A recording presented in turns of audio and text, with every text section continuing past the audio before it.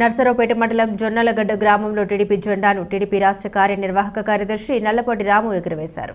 గ్రామస్తులు వినాయక చవితి పూజా కార్యక్రమాలు ఘనంగా నిర్వహించారు. ఈ సందర్భంగా గ్రామానికి చెందిన టీడీపీ నాయకుడు అయ్యప్ప మాట్లాడారు. పూజా కార్యక్రమాలు 5 రోజులు కొనసాగుతాయని, అందువల్ల భక్తులంతా వీచేసి తీర్థ ప్రసాదాలు స్వీకరించాలని ఆయన కోరారు.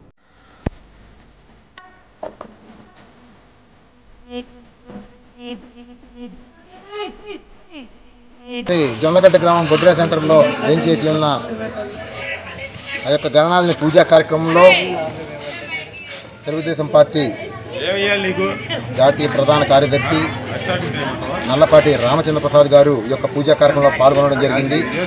మరి అదేవిధంగా ఇక్కడ జెండా ఆవిష్కరణ కార్యక్రమంలో కూడా పాల్గొనడం జరిగింది. ఈ యొక్క గ్రామ ప్రజలందరూ తరలి రావడం జరిగింది. ఓం శ్రీ మహాగణాధిపతి నమః.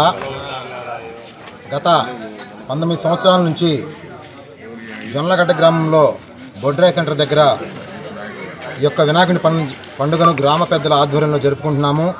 అలాగే ఈ సంవత్సరం 20వ వార్షికోత్సవం సందర్భంగా మన బొడ్రాయ్ సెంటర్ దగ్గర 12.5 అడుగులు ఎత్తుగల వినాయకుని విగ్రహాన్ని హైదరాబాద్ నుండి తీసుకువచ్చాము. మరి ఏటా జరిగే విధంగా ఈ 20వ సంవత్సరం వార్షికోత్సవం కూడా మొదటి రోజు మన గురుస్వామి పవన్ గురుస్వామి వారి ఆధ్వర్యంలో ఈ యొక్క వినాయక స్వామి వారికి పూజా కార్యక్రమంలో సాయంత్రం పూట భజన కార్యక్రమం జరుగుతుంది.